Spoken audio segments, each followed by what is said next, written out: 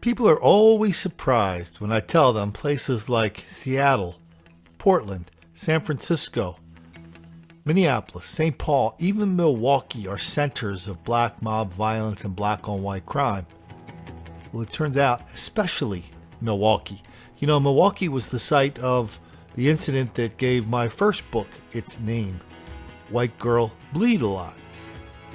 Lots of bad things happening in Milwaukee, so much so that it even got the attention of the two candidates running for the Democrat nomination for president during their PBS debate in Milwaukee the other night. Let's take a look at the question, the answer, and then let's take a look at a recent incident from Milwaukee that might suggest a completely different point of view. According to a University of Wisconsin study, they found that Wisconsin's incarceration rate for black men, which is at 13%, was nearly double the country's rate. What can we do across the nation to address this? Senator Sanders. This is one of the great tragedies in our country today. And we can no longer continue to sweep it under the rug. It has to be dealt with. Today, a male African-American baby born today stands a 1 in 4 chance of ending up in jail. That to do is the radical reform of a broken criminal justice system.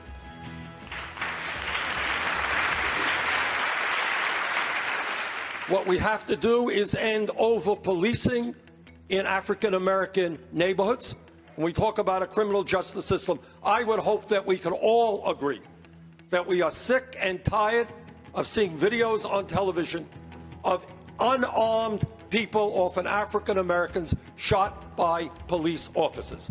What we have got to do is make it clear that any police officer who breaks the law will, in fact, be held accountable. If you listened to Bernie Sanders and Hillary Clinton in Milwaukee the other night, you would have heard that black people are relentless victims of relentless white racism all the time, everywhere. That explains everything, especially why cops in Milwaukee are always picking on black people for no reason whatsoever, especially why juries, prosecutors, everybody else is always picking on them, so much so that they go to jail often when they commit crimes. Let's check out this story, though, from just like the last day or so from a Milwaukee newspaper. This chick here is married to this guy, or was, spoiler alert, was married to this guy here. But on the side, she also had a little thing going with this guy here. They met at a car wash.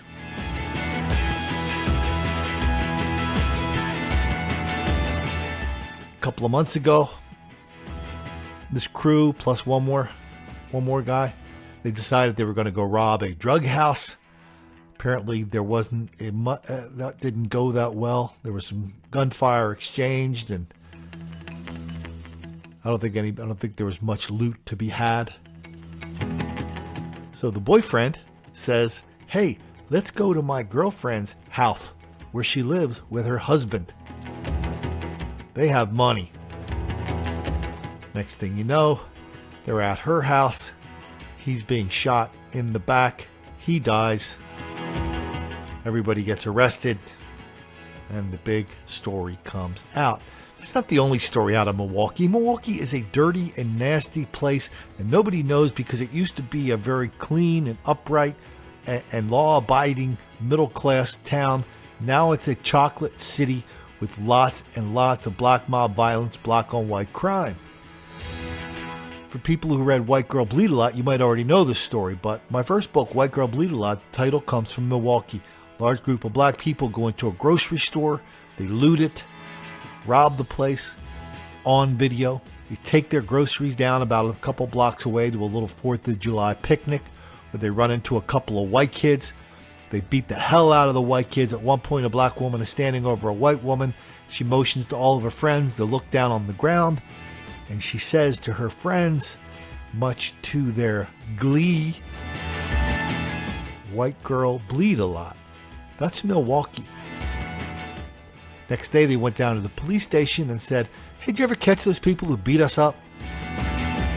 The guy at the front desk said, "What are you talking about? We don't even have a report on that." There was they did call the cops. The cops showed up, no report. If there had not been talk radio and local TV to raise a stink, the crime never would have been officially investigated. It would not have existed. That's Milwaukee. How many of these Milwaukee stories do you want? I do a ton of Milwaukee stories and don't make the black kids angry.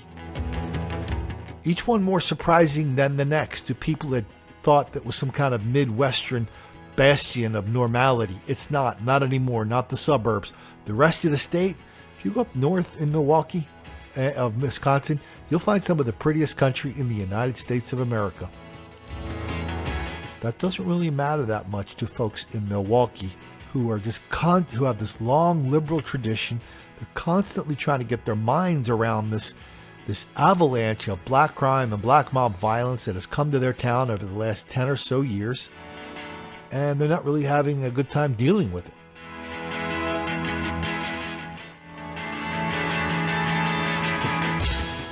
You wouldn't really know that, though, just from listening to the debates. There's some nasty business going on in the debates, and Hillary and Bernie don't have any clue what's going on in Milwaukee. So, maybe if you guys are in the next debate, happen to see Hillary and Bernie walk by, and they stop and they said, "Hey, what should I do about Milwaukee?" Well, you know what to tell them. Just say, "Don't make the black kids angry."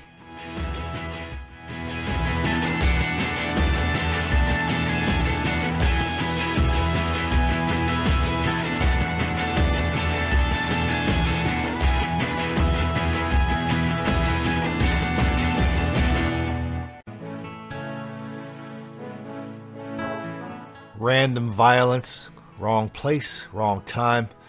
Whatever you want to call it, when black people target young, white, defenseless people for robbery, assault, and murder.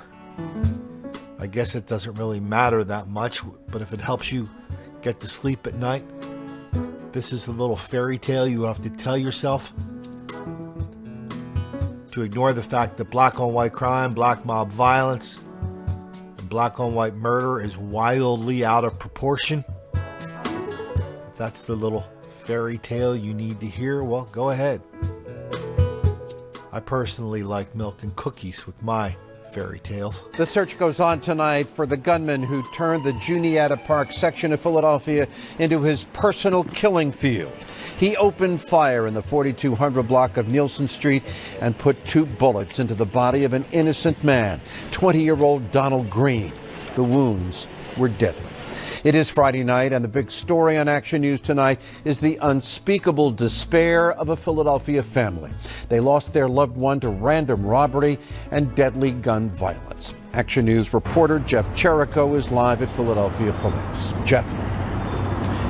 Good evening, Jim. Police are looking for 2 men in their early to mid-20s who reportedly tried to rob Green before one of them pulled the trigger. Green's family says he was simply in the wrong place at the wrong time.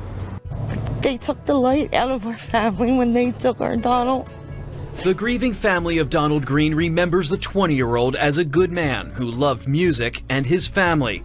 Green's aunt spoke to Action News on behalf of his mother. He was the family jokester, always had a smile, so much love, light.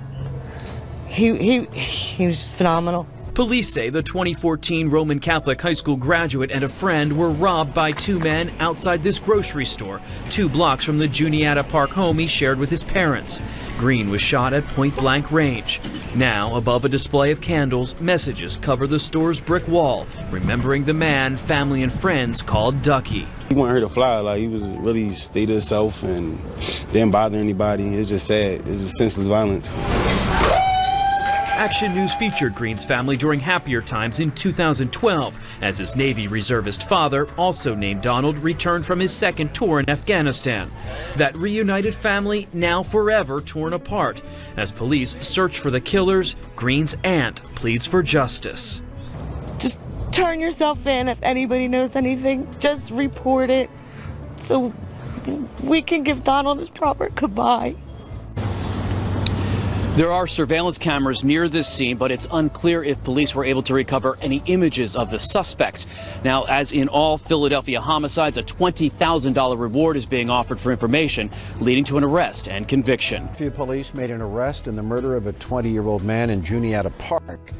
Police say Donald Green was shot multiple times and robbed after leaving a grocery store on the 4200 block of Nielsen Street in January 27th. Well, tonight, police say they arrested 25-year-old Kahif Edwards 4 days later and charged him with murder and theft. Police are still searching for 20-year-old Rashid Tansmore in connection with the crime. Random is a word, of course, that has a very precise meaning in business, in journalism, and in gambling. And almost every time I hear it used by a reporter, they're misusing it. No one way to correct it. Next time you hear a reporter use the word random in connection with black on white crime, tell him you'll take that offer of a random occurrence, and if he makes that wager based on a random occurrence, you'll bet the next 10 crimes like this in the city of Philadelphia,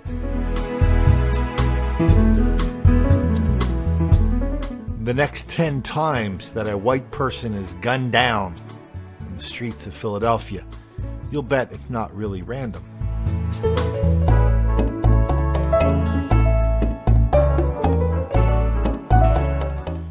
You'll bet that most of them are black on white, and there will be nothing random about them. That, of course, is how gamblers make their money. By taking what someone says are the odds and calculating the true odds, and the difference between those two numbers is where the money is made. If there are any gamblers up there in the Philadelphia journalism community,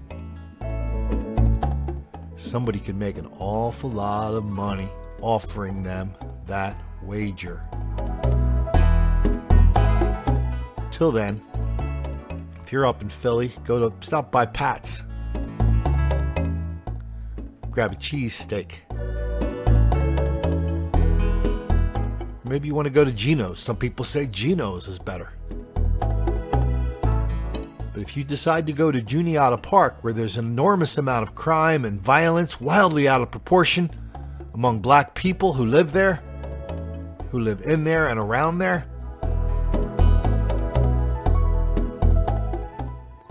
just remember one thing. Don't make the black kids angry.